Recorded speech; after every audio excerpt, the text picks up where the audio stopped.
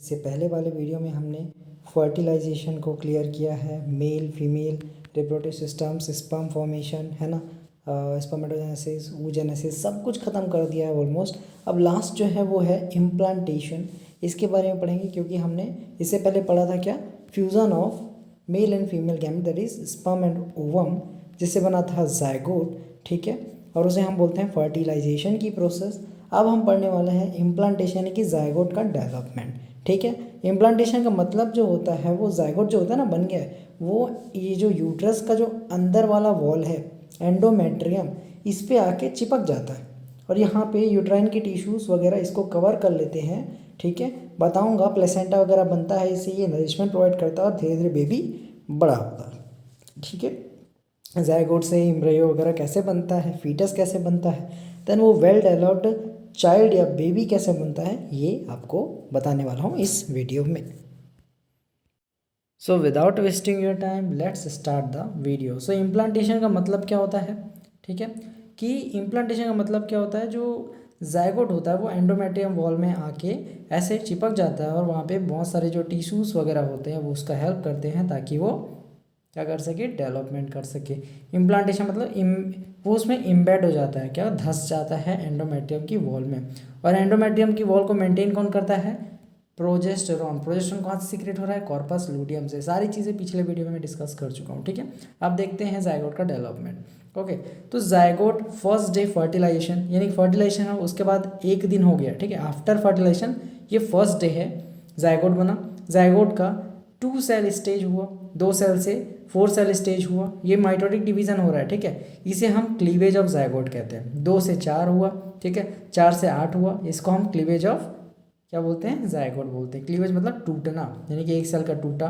2 से 4 हुआ, 4 से 8 हुआ, 8 से 16 हुआ, ठीक है, 1 2 3 4 5 ऐसा टूट रहा है, देख रहे हो, माइटोटिक डिवीजन इसको कहते हैं, इसी को क्लीवेज कहते हैं। यानी कि ये जो सेल का साइज है वो नहीं बढ़ रहा है, वो कांस्टेंट है, लेकिन नंबर ऑफ जो ब्लास्टोमियर्स हैं अंदर में वो बढ़ रहे हैं। यानी कि आपको क्वेश्चन पूछ सकता है नीट में कि जो जायगोट का साइज है ना, वो तो नहीं बढ़ रहा, लेकिन नंबर ऑफ सेल्स यानी कि ब्लास्टोमियर्स बढ़ रहे हैं। 1 2 3 4, ठीक है, 16, ये 1 2 3 4 5 6, देख रहे हो इतने सारे क्लीवेज हो रहे हैं। सेल का साइज नहीं बढ़ेगा लेकिन नंबर ज़रूर बढ़ेंगे, और नंबर उन सेल्स को जो अंदर में जो सेल्स हैं उनको क्या बोलेंगे हम, ब्लास्टोमियर्स बोलेंगे, ठीक है। ये आपको समझ आया क्लीवेज ऑफ जायगोट किसको बोलते हैं।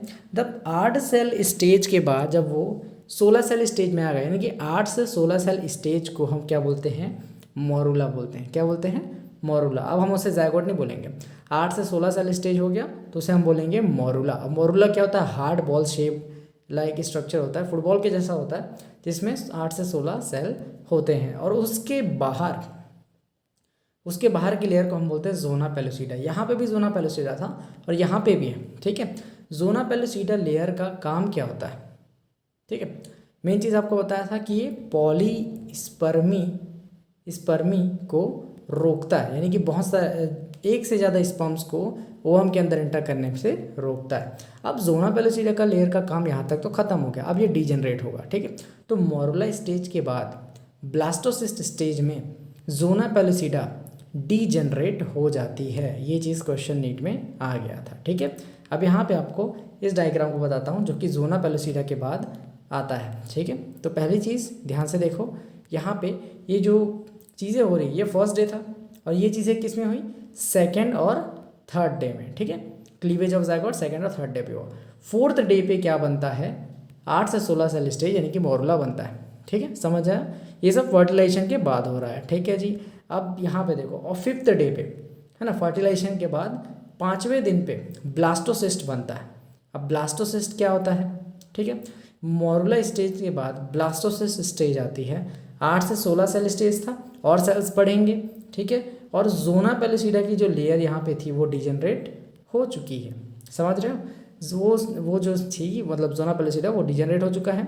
अब जो यहाँ पे आपको सेल्स दिख रहे होंगे, देखो यहाँ पे जो ब्लास्टोमियर्स दिख रहे हैं ना, ये डिवाइड होते हैं 2 तरह के सेल्स में, यानी कि एक सेल बनता है इनर सेल मास, एक सेल बनता है ट्रोफोब्लास्ट सेल्स। यहाँ पे देखो जो ब्लास्टोमियर्स था वो 2 टाइप के सेल्स में डिवाइड होता है, एक इनर सेल मास और एक ट्रोफोब्लास्ट सेल्स, यानी कि अरेंजमेंट होता है ना इनका। तो जो सेल्स थे ब्लास्टोमियर्स वो अरेंज होते हैं, किनारे पे जो सेल्स जाते हैं उनको हम बोलते हैं ट्रोफोब्लास्ट सेल्स, बीच में जो सेल्स रह जाते हैं उन्हें बोलते हैं इनर सेल मास, और यहाँ पे जो खाली कैविटी का मतलब होता है ब्लैंक स्पेस, एम्प्टी स्पेस, तो ब्लैंक स्पेस जो बचा उसे हम ब्लास्टोसील कैविटी कहते हैं। ठीक है, ब्लास्टोसील कैविटी के प्रेजेंस की वजह से इसे ब्लास्टोसिस्ट नाम दिया जाता है। सिस्ट मतलब कोई चीज़ ऐसी गोल आकार का कोई चीज़ जिसके अंदर कैविटी हो, ठीक है, सिस्ट है। तो ब्लास्टोसेल कैविटी की वजह से हम इसे ब्लास्टोसिस्ट नाम देते हैं, जिसमें जोना पेलोसिटा लेयर डिजेनरेट हो जाती है। अब ब्लास्टोसिस्ट स्टेज के बाद 6th और 7th डे पे इम्प्लांटेशन होता है, यानी कि अभी तक इम्प्लांटेशन हुआ नहीं था, सिर्फ डेवलपमेंट हो रहा है जायगोट का। ठीक है, और ये देखो ये यूट्रस, ठीक, ये क्या है इस टाइप से, ये है फैलोपियन ट्यूब। तो यहाँ से ये अभी आ रहा है और 7th डे पे या 6th डे पे ये इस इम्प्लांटेशन हो जाता है यहाँ पे। ठीक है, और ये क्या है एंडोमेट्रियम की लेयर है। समझ आया इतना? तो 6th और 7th डे पे जो ब्लास्टोसिस्ट है वो आके इम्प्लांटेशन हो जाएगा। अब देखो ध्यान से, यहाँ पे क्या लिखा है, blastocyst embedded into the endometrium and further development of embryo occurs, that is उसी को हम प्रेगनेंसी कहते हैं। पेट वेट फूल जाता है बोलते हैं ना, है ना। ये लेडी है, इसका पेट पहले ऐसे था नॉर्मल, अब ये कैसे हो गई, ऐसे हो गई। ठीक है, तो ये इम्प्लांटेशन की वजह से ये बेबी डेवलप कर रहा है यहाँ पे, ठीक है, एंडोमेट्रियम की वॉल के पास। तो यही ब्लास्टोसिस्ट है, वो इम्बेड होता है, धंसता है एंडोमेट्रियम में और डेवलपमेंट होता है। इतना ही जानना है, ज़्यादा डीप में जानने की ज़रूरत नहीं, क्योंकि नीट में इससे ही काम चल जाएगा ना, तो और क्यों जानोगे यार। ज़्यादा जानना है तो मेडिकल कॉलेज में चले जाना, वो भी तो 5.5 साल बिताओगे ना। तो 6th और 7th डे पे इम्प्लांटेशन आता है, इतना ही याद रखना है। अब मैंने बता तो दिया कि इम्प्लांटेशन होता है, अब प्रेगनेंसी और डेवलपमेंट इम्प्लांटेशन के बाद वाला काम करना है। तो उसके लिए यहाँ पे कुछ मैंने पॉइंट्स लिखे हैं जो नीट में पूछे जा सकते हैं। पढ़ना तो आपको पड़ेगा, ठीक है, समझ रहे हो। ज़्यादा चीज़ें नहीं पढ़ाऊंगा, उतना ही पढ़ाऊंगा जितना कि इंपॉर्टेंट है। तो प्रेगनेंसी एंड डेवलपमेंट स्टार्ट करते हैं। पहला पॉइंट, कोरियोनिक विल्ली क्या होता है, finger like projection appear on trophoblast. देखो मैंने बताया था कि ये पेरीफेरी पे जो सेल्स होते हैं उनको हम ट्रोफोब्लास्ट सेल्स कहते हैं, बीच में इनर सेल मास होता है। ठीक है, तो ट्रोफोब्लास्ट सेल्स में फिंगर लाइक प्रोजेक्शन ऐसे डेवलप होते हैं। सपोज करो ये एंडोमेट्रियम की वॉल है, ऐसे नहीं होती, ऐसे होती है। एंडोमेट्रियम की वॉल है भाई ये, ठीक है, एंडोमेट्रियम की वॉल है। अब ये आ गया अपना ब्लास्टोसिस्ट, ठीक है, ब्लास्टोसिस्ट है। अब इसमें फिंगर लाइक प्रोजेक्शंस अपीयर होंगे, ये ब्लास्टोसिस्ट है और ये है एंडोमेट्रियम। यहाँ पे फिंगर लाइक प्रोजेक्शन ऐसे डेवलप हो रहे हैं, इसको हम बोलेंगे क्या, कोरियोनिक विल्ली। ठीक है, और ये कोरियोनिक विल्ली और यूट्राइन टिश्यूज दोनों मिलके बनाते हैं structural functional unit between foetus and mature maternal body, foetus and developing embryo and maternal body यानी कि मदर, एंड कॉल्ड प्लेसेंटा। यानी कि जो कोरियोनिक विल्ली जो कि ट्रोफोब्लास्ट सेल्स में जो ऐसे ऐसे विल्ली फिंगर लाइक प्रोजेक्शन दिखाई देते हैं, और ट्रोफोब्लास्ट सेल्स को दोनों को मिला के हम कोरियोनिक विल्ली कहते हैं। ये chorionic Willey plus uterine tissues, uterus में जो टिश्यूज हैं प्रेजेंट, ठीक है, ये दोनों मिलके बनाते हैं प्लेसेंटा को। अब प्लेसेंटा क्या है, नरिशिंग टिश्यू है जो कि फीटस के डेवलपमेंट के लिए हेल्प करता है। जैसे स्पर्म का डेवलपमेंट कौन कर रहा था, सर्टोली सेल्स, वैसे ही प्लेसेंटा जो है फीटस का नरिशमेंट करता है, जो कि कनेक्शन होता है या स्ट्रक्चरल फंक्शनल यूनिट होता है between foetus and developing embryo and maternal body that is mother. ठीक है जी, इतना क्लियर है कैसे बनता है प्लेसेंटा, बता दिया आपको। Second point, placenta connected to foetus through umbilical cord, यानी कि हम नाभि देखे हो बच्चों की, छोटे बच्चे जब पैदा होते हैं ना, ये देखो ये छोटा बच्चा है, यहाँ पे इसकी नाभि होती है, नाभि में एक ऐसा छोटा सा रॉड जैसा रहता है, ठीक है, बहुत फ्लेक्सिबल होता है ये, इसे अम्बिलिकल कॉर्ड कहते हैं। तो ये प्लेसेंटा जो मदर का है उसके साथ कनेक्ट रहता है, ये प्लेसेंटा हो गया, और ये इसका अम्बिलिकल कॉर्ड, ये फीटस, ये मैटरनल प्लेसेंटा, ठीक है, ये प्लेसेंटा है और ये मदर की बॉडी हो गई पूरी। तो इन दोनों के बीच में कनेक्शन कौन जोड़ रहा है, ये अम्बिलिकल कॉर्ड। यानी कि अगर पूछा जाए तो बोलना कि प्लेसेंटा कनेक्टेड रहता है फीटस से थ्रू अम्बिलिकल कॉर्ड से। ठीक है जी, इतना सिंपल है। अब फंक्शन देख लेते हैं प्लेसेंटा करता क्या क्या है। तो पहला फंक्शन है transfer of nutrients and waste product between the mother and foetus, that's it. Okay, बहुत सिंपल लैंग्वेज है। Second point, respiratory function provide करता है, O2 and CO2 out, O2 इन और CO2 आउट करता है। एक्सक्रीटरी फंक्शन प्रोवाइड करता है। Nutritive यानी supply nutrition to the embryo, ये सारे फीचर्स किसके हैं, प्लेसेंटा के। तीसरा मोस्ट इंपॉर्टेंट पॉइंट, बहुत इंपॉर्टेंट है, ये नीट का क्वेश्चन है, ठीक है। तीसरा पॉइंट, प्रोड्यूस हार्मोन्स, प्लेसेंटा से कौन कौन से हार्मोन निकलते हैं, तो HCG, HPL, ठीक है, और ईस्ट्रोजन और प्रोजेस्टेरॉन भी निकलता है, लेकिन सबसे इंपॉर्टेंट जो है वो HPL और HCG है, human chorionic gonadotropin, HPL human placental lactogen and oestrogen and progesterone hormones etcetera. सबसे इंपॉर्टेंट HPL और HCG, ये नीट में आया था डायरेक्ट कि इनमें से कौन सा जो हार्मोन है वो प्रोड्यूस किया जाता है प्लेसेंटा के थ्रू, तो आपको HPL लगाना था, 4 नंबर पाना था और निकल लेना था, ठीक है। एक छोटा सा नोट है, नोट क्या है, relaxin hormone secreted by ovary, इतना याद रख लेना, ज़्यादा कुछ नहीं है। अब यहाँ पे थोड़ा डायग्राम देख लो, human foetus within cervix, within uterus, uterus के अंदर, ठीक है, ये वाला अलग पॉइंट है यार, ठीक है, human foetus within uterus, ये देखना है आपको, ठीक है। ये डायग्राम है छोटा सा, तो यहाँ पे देखो, ये हो गया पूरा का पूरा, ये क्या, यूट्रस, ठीक, ये क्या है, ये जो दिख रही है आपको ये वाली वॉल, ये क्या है, एंडोमेट्रियम है, क्या है भाई, ये वाली, ये बीच वाली, ये अंदर वाली एंडोमेट्रियम है। एंडोमेट्रियम में यहाँ पे ये मैंने गलत थोड़ा बना दिया डायग्राम, इसको थोड़ा इधर खिसका दो तो ये चिपक जाएगा इससे इस वाले लेयर से, थोड़ा जो फीटस है ना वो बड़ा हो गया, तो आपको लग रहा होगा कि ये पूरा का पूरा दोनों वॉल से चिपका हुआ है, बट एक वॉल से चिपका रहेगा कम्प्लीटली, ठीक है। तो इनके बीच यहाँ पे ये अटैच हो गया मान लो, ठीक है, एंडोमेट्रियम की वॉल से, या फिर बोल सकते हो आप सपोज करो कभी इधर भी चिपक जाएगा, ठीक है। तो बनाएगा कुछ कुछ ऐसे डायग्राम बनाएंगे, ठीक है। इसमें क्लियरली दिख नहीं रहा आपको क्योंकि एनसीईआरटी का डायग्राम थोड़ा इधर उधर हो जाता है, ठीक है। प्लेसेंटा आपको क्लियरली नहीं दिखा सकता, बट इतना बता सकता हूँ कि प्लेसेंटल विलीस वगैरह है, यहाँ पे ब्लड कनेक्शंस होता है, ठीक है। अम्बिलिकल कॉर्ड वेजल्स के साथ आपको दिख रहा होगा, ये अम्बिलिकल कॉर्ड यहाँ पे बना हुआ है, इसी से कनेक्शन होता है प्लेसेंटा और बेबी के बीच में, ठीक है। यहाँ पे एक यॉर्क सैक भी होता है, बहुत डिटेल में होता है यार, ये छोटी सी मतलब ये जो है ना पूरा जो डेवलपमेंट है वो इतना शॉर्ट में नहीं बताना चाहिए, बट मैं बता रहा हूँ क्योंकि ये आपके लिए इतना ही इंपॉर्टेंट है, ज़्यादा इंपॉर्टेंट नहीं है। इसको हम एम्ब्रियो बोलते हैं बच्चे को, ठीक है। और ये जो पूरा का पूरा बेबी जिसमें है उसको हम कैविटी ऑफ यूट्रस कहते हैं।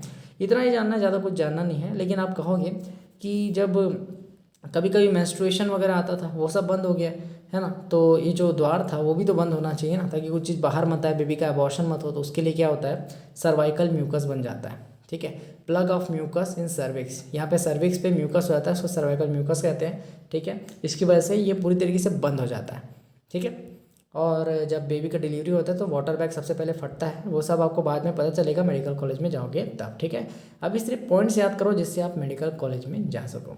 तो नोट क्या करना है, in male sperm urine passes through, in male sperm and urine passes through single passage called urethra. लेकिन फीमेल में दो अलग अलग द्वार होते हैं। इन फीमेल मेंस्ट्रुअल फ्लो अलग आता है, यूरिन फ्लो अलग आता है ना, थ्रू द डिफरेंट पासेज। इसीलिए तो यहाँ पे सर्विक्स पे जो म्यूकस लगा हुआ है इससे कोई फर्क नहीं पड़ता यूरिन के पासेज में, क्योंकि यूरिन के पासेज के लिए फीमेल्स में अलग द्वार होता है। अब भाई थोड़ा जल्दी जल्दी डेवलपमेंट देख लेते हैं, ठीक है। तो after implantation inner cell mass embryo forms 3 germ layers, ectoderm and mesoderm and endoderm बनाता है, 3 जर्म लेयर्स, ठीक है। मेसोडर्म उन दोनों के बीच में रहता है, एंडोडर्म इनर लेयर है, एक्टोडर्म जो है बाहर का लेयर होता है बेबी के, ठीक है। और all this layers give rise to the all the tissues organs in adults, ठीक है। नोट क्या करना है, inner cell mass contains stem cells which have potential to give rise to the all tissues and organs, यानी कि जो baby के organs या टिश्यूज डेवलप होते हैं वो स्टेम सेल से डेवलप होते हैं जो कि इनर सेल मास में होते हैं। अब human pregnancy last for 9 months, समझ रहे हो। ह्यूमन फीमेल में जो प्रेगनेंसी होती है 9 महीने की होती है। अब 9 महीने में क्या क्या डेवलपमेंट होता है बेबी का वो देखते हैं। तो पहला point, after 1 month of pregnancy embryo's heart is formed and heartbeat can be heard by stethoscope. देखो अगर आपको बेबी का हार्ट बीट सुनना है तो आप पहले मंथ में ही सुन सकते हो, लास्ट में, क्योंकि उसमें हार्ट फॉर्म हो जाता है, सबसे पहले हार्ट ही बनता है, ठीक है। Second point, by the end of second month foetus develops limbs and digits, यानी कि हाथ पैर जो होते हैं ना वो डेवलप हो जाते हैं बच्चे के सेकेंड मंथ के लास्ट में, ठीक है। तीसरा क्या है, by the end of 12 weeks यानी फर्स्ट ट्रिमेस्टर, 3 मंथ बीत जाने के बाद limbs and external genital organs, यानी कि यहाँ पे मेल है या फीमेल है क्लियरली आप बता सकते हो, लेकिन ये सेक्स डिटर्मिनेशन बैन है अभी इंडिया में, और कहीं भी हमेशा पूरा दुनिया में बैन है यार, क्योंकि ज़्यादा दिक्कत होता था ना इससे, फीमेल फीटिसाइड होता था, जो लड़की जो गर्ल चाइल्ड होती थी उसको मार देते ना, तो इसलिए बैन है अभी इंडिया में, ठीक है। तो एक्सटर्नल जेनिटल ऑर्गन्स और लिम्स जो है वो पूरी तरीके से वेल डेवलप हो जाते हैं by the end of 12 weeks, जिसे हम फर्स्ट ट्रिमेस्टर यानी कि 3 मंथ कंप्लीट बोलते हैं। सेकेंड ट्रिमेस्टर यानी 6 मंथ हो जाएंगे, समझ रहे हो ऐसा। तो चौथा point, the first moment of foetus important है। Appearance of hair on head are observed by during the 5th month, यानी 5वें महीने में आपको बेबी का फीटस का जो फर्स्ट मोमेंट है, बोलते हैं ना लात मार रहा है ऐसा ऐसा करके, तो ये सब क्या है 5th मंथ में होता है। अब यहाँ पे 5वां पॉइंट क्या है, by the end of 24 weeks, 24 weeks मतलब सेकेंड ट्रिमेस्टर यानी 6 मंथ कंप्लीट होने के बाद, body covered with the fine hair and eyelid separate and eyelashes form, यानी कि जो ये होते हैं ना हमारे आँखें तेरी हर जगह ढूंढे मुझे, ऐसा ये आँखें होती हैं, तो आई लिड्स, इसमें आई लिड्स होते हैं ना वो भी सेपरेट हो जाते हैं, आई लैशेस भी बन जाते हैं, समझ रहे हो, ये सारी चीज़ें बन जाती हैं by the end of second trimester. Okay, अब छठा पॉइंट क्या है, by the end of 9 month fully developed foetus is ready for delivery. अब देखो पूरी तरीके से रेडी हो गया डिलीवरी के लिए, अब हमें इसे पार्च्यूरेशन की प्रोसेस बतानी है, यानी कि डिलीवरी कैसे होती है या डिलीवरी कब होगी कैसे होगी, ठीक है। तो उससे पहले हम जेस्टेशन पीरियड के बारे में डिस्कस करते हैं। देखो average duration of pregnancy is about 9 month, और इसी को हम जेस्टेशन पीरियड कहते हैं, यानी कि the period from fertilisation to before parturition, यानी कि बेबी की डिलीवरी के पहले के पीरियड को हम जेस्टेशन पीरियड कहते हैं, ठीक। अब delivery of fully developed foetus, अब हम डिलीवरी पढ़ते हैं कि कैसा होता है। डिलीवरी को हम बोलते हैं पार्च्यूरेशन, ठीक है। तो delivery of fully developed foetus is called parturition.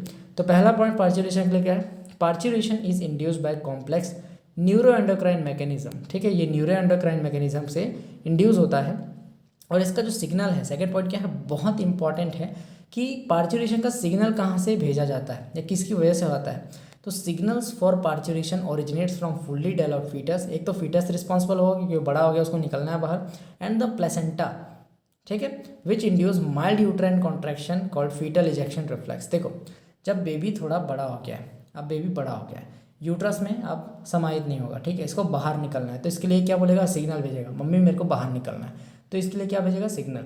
तो foetus, fully developed foetus plus उसका जो प्लेसेंटा है, ये दोनों मिलके एक सिग्नल भेजेंगे पिट्यूटरी ग्लैंड के लिए, पिट्यूटरी ग्लैंड को, ठीक है, मैटरनल पिट्यूटरी को, कि एक ऑक्सीटोसिन नामक जो हार्मोन है उसको सीक्रेट करो ताकि यूट्रस का कॉन्ट्रैक्शन हो। तो माइल्ड यूटेराइन कॉन्ट्रैक्शन होता है, और इसी को हम फीमेल इजेक्शन रिफ्लेक्स कहते हैं, यानी कि फीटल इजेक्शन रिफ्लेक्स, यानी कि फीटस बाहर निकलने के लिए जो रिफ्लेक्स प्रोवाइड करता है या शो करता है, उसी को हम फीटल इजेक्शन रिफ्लेक्स कहते हैं, जिसके कारण fully developed foetus plus placenta दोनों मिलके यूट्राइन माइल्ड यूट्राइन कॉन्ट्रैक्शन को इंड्यूस करते हैं। नीट में क्वेश्चन आया था कि सिग्नल फॉर पार्च्यूरेशन किसके द्वारा डेवलप होता है या इंड्यूस किया जाता है, fully developed foetus plus placenta, ठीक, इतना ही लिखना था। तीसरा पॉइंट क्या है, दिस ट्रिगर्स, ये फीटल इजेक्शन रिफ्लेक्स क्या करता है, ये ट्रिगर करता है मैटरनल पिट्यूटरी को टू रिलीज ऑक्सीटोसिन हार्मोन का सिक्रेशन होता है पिट्यूटरी के थ्रू, मैटरनल पिट्यूटरी सिक्रेट करता है ऑक्सीटोसिन हार्मोन, और वो क्या करता है, यूट्राइन कॉन्ट्रैक्शन करता है, ठीक है। और इसी यूट्राइन कॉन्ट्रैक्शन की वजह से ऑक्सीटोसिन सिक्रेशन होता है और कंटिन्यू होता है और करता है बहुत ही ज़्यादा स्ट्रॉन्ग कॉन्ट्रैक्शन, जिसके कारण और ही ज़्यादा क्या होता है, ऑक्सीटोसिन और ज़्यादा सिक्रेट होता है, तो और ज़्यादा कॉन्ट्रैक्शन होगा, जिसके कारण जो एक्सपल्सन या डिलीवरी हो जाती है बेबी की, क्या होता है, रिलैक्सिन हार्मोन और ऑक्सीटोसिन एक साथ सिक्रेट हो रहा है। तो यूट्रस देखो, यूट्रस कुछ इस टाइप से है, पियर शेप का, सॉरी गलत बना दिया मैं, यहाँ से देखो यूट्रस, ये यूट्रस, ठीक है, तो ये कॉन्ट्रैक्शन होगा, इस तरफ दबेगा ऑटोमेटिक, ठीक है, और ये क्या है, वजाइना है, तो ये रिलैक्स होगा, ऐसे पेल्विक रीजन रिलैक्स होगा, ये कॉन्ट्रैक्ट हो रहा है, ये कॉन्ट्रैक्ट होते जा रहा है, ये रिलैक्स होते जा रहा है, तो बेबी ऑटोमेटिक नीचे आ जाएगा, ठीक है। तो एक तरह का नॉर्मल प्रोसेस है, इसलिए नॉर्मल डिलीवरी आजकल मतलब सेफ होता है, लेकिन लोग पैसे के लालच में, डॉक्टर्स पैसे के लालच में सिजेरियन करते हैं, ठीक है। तो ये चीज़ आपको नहीं करनी है, आपको अच्छा डॉक्टर बनना है, ठीक है। तो ये चीज़ें हो गई, एक्सपेल आउट ऑफ यूट्रस, तो ये डिलीवरी तो हो गई बेबी की, ठीक है। अब डिलीवरी के बाद पालन पोषण के लिए, यानी कि मिल्क फीडिंग करते हैं ना, तो उसको हम बोलते हैं लैक्टेशन, ठीक है। तो ये लैक्टेशन समझ लेते हैं। तो पहला point, under the action of progesterone during the pregnancy the mammary gland undergo differentiation, and bye the end of the pregnancy mammary gland जो है starts producing milk and is called mother's milk. It helps the mother to feed newborn baby. यानी कि देखो lactation क्या होता है, lactation बोल सकते हो आप कि प्रोजेस्टेरोन हार्मोन की वजह से जो मेमोरी ग्लैंड है वो डेवलपमेंट होता है, डिफरेंशिएशन होता है इसके टिश्यूज़ में, और वो क्या करता है, by the end of pregnancy memory gland जो है स्टार्ट करता है मिल्क प्रोड्यूस करना, जिसे हम मदर्स मिल्क कहते हैं, जिसमें अल्फा लैक्टोल्ब्यूमिन होता है, ठीक है, प्रोटीन होता है, ठीक है, जो कि बेबी के लिए बहुत इंपॉर्टेंट होता है। और कोलेस्ट्रॉम जो पहला मिल्क होता है ना शुरू का, तो इनिशियल डेज जो मदर का मिल्क होता है उसको हम कोलेस्ट्रॉम कहते हैं, जिसमें IgA एंटीबॉडीज़ होते हैं। ये इंपॉर्टेंट है, नीट में आया है। देखो इनिशियल मदर्स मिल्क जो होता है उसको कोलेस्ट्रॉम कहते हैं, जिसमें IgA एंटीबॉडीज़ होते हैं। ये नीट का क्वेश्चन है, बहुत बार आ चुका है। विच डेवलप्स रेजिस्टेंस और immunity to newborn baby. तो IgA एंटीबॉडीज डायरेक्ट मिल रहा है बेबी को, तो इसे हम बोलेंगे पैसिव इम्यूनिटी। तो ये क्वेश्चन आया था कि ये एक्टिव इम्यूनिटी है, पैसिव इम्यूनिटी है, तो ये जो टाइप है वो पैसिव इम्यूनिटी का टाइप है। तो आपको ये याद रखना है, मेन चीज़ कोलेस्ट्रॉम याद रखना है, IgA एंटीबॉडीज इसके अंदर रहती हैं और इसमें आयरन नहीं होता, ये चीज़ आपको याद रखनी है, ठीक है। तो लास्ट इसका पॉइंट क्या है, breast feeding till 6 month is necessary for infant and mother. देखो क्या होता है, अगर मदर मिल्क फीडिंग नहीं कराएगी तो उसको ब्रेस्ट कैंसर के चांसेस बढ़ जाएंगे, और इन्फेंट को अगर वो मिल्क नहीं मिलेगा तो बेचारा कुपोषित हो जाएगा। दोनों के लिए बहुत ही ज़्यादा इंपॉर्टेंट है, ठीक है। अब यहाँ पे चीज़ खत्म हो जाती है, लेकिन अब उनको थोड़े क्वेश्चन वगैरह करने हैं, थोड़ा एक्स्ट्रा देख लेते हैं, ठीक। तो पहला point, meiotic division of secondary oocyte is completed. कब कंप्लीट होता है, at the time of fusion of sperm with ovum. ये नीट का क्वेश्चन है, कुछ इंपॉर्टेंट चीज़ें ही बताऊंगा आपको, ठीक है। तो धैर्य रखिए और देखते रहिए। अब क्वेश्चंस कर लेते हैं। थोड़ा मैंने बताया था कि चैप्टर के एंड पे आपको क्वेश्चन कराऊंगा। तो पहला question, shared terminal duct of reproductive and urinary system, यानी कि बोला है कि ऐसा एक डक्ट का नाम बताइए जो कि रिप्रोडक्शन के लिए भी इंपॉर्टेंट है और यूरिन के निकलने के लिए भी इंपॉर्टेंट है। तो ये मेल में पाया जाता है, तो इसका नाम है यूरेथ्रा। ये कॉमन डक्ट है, जिससे कॉमन पाथवे है, जैसे यूरिन भी पास होता है और सीमेन भी पास होता है, ठीक है। दूसरा point, Leydig cells are secretory source of. किसका सिक्रेटरी सोर्स है, किसको सिक्रेट करता है, तो एंड्रोजन को या फिर टेस्टोस्टेरोन को, दोनों में से कोई भी आएगा तो आपको टिक करना है, आगे बढ़ना है, ठीक है। अब एक और पॉइंट देख ले, तो which hormone level will cause ovulation, यानी कि कौन सा हार्मोन है जिसके बढ़ने की वजह से ओव्यूलेशन होता है। तो सिंपल सी बात है, हाई कंसंट्रेशन ऑफ एस्ट्रोजन बढ़ता है, LH का स्तर जाता है, बाढ़ आती है, जिसके कारण ओव्यूलेशन हो जाता है। दैट्स इट, इतना सिंपल है। ऐसे क्वेश्चन आते हैं यार, ठीक है। Last question, several hormones like HCG, HPL, oestrogen, progesterone are produce by. बताओ यार, आँख बंद करके बता दोगे कि प्लेसेंटा ही है, क्योंकि मैंने इसको बताया है अपने नोट्स के थ्रू। तो यहाँ पे ये चैप्टर ओवर होता है, ठीक है। Hope you like this video and the chapter, ठीक है। सारे क्वेश्चंस आपको समझ आए होंगे, ऐसे ही क्वेश्चन आते हैं इस चैप्टर से। कोई डाउट होगा तो कमेंट कर देना, और अगर आपको किसी नीट एस्पिरेंट आपके पास होंगे आसपास जिसके पास पैसे नहीं है, जो पढ़ना चाहते हैं, तो उनको ये वीडियो रेकमेंड कर दीजिएगा, ठीक है। बस इतना ही चाहता हूँ, लाइक करें और सब्सक्राइब करें। तब तक के लिए मतलब मिलते हैं अनदर वीडियो में, क्योंकि इसके बाद हम जो क्या बोलते हैं रिप्रोडक्टिव हेल्थ वाला चैप्टर है ना, उसको पढ़ेंगे, ठीक है। थोड़े कॉन्ट्रासेप्टिव्स के बारे में पढ़ेंगे, वेजेक्टोमी, ट्यूबेक्टोमी, जहाँ से क्वेश्चन आते हैं उसको डिस्कस करेंगे, ठीक है। तो मिलते हैं अनदर वीडियो में, अनदर चैप्टर में, न्यू टॉपिक और न्यू एनर्जी के साथ। तब तक के लिए जय हिंद, जय भारत।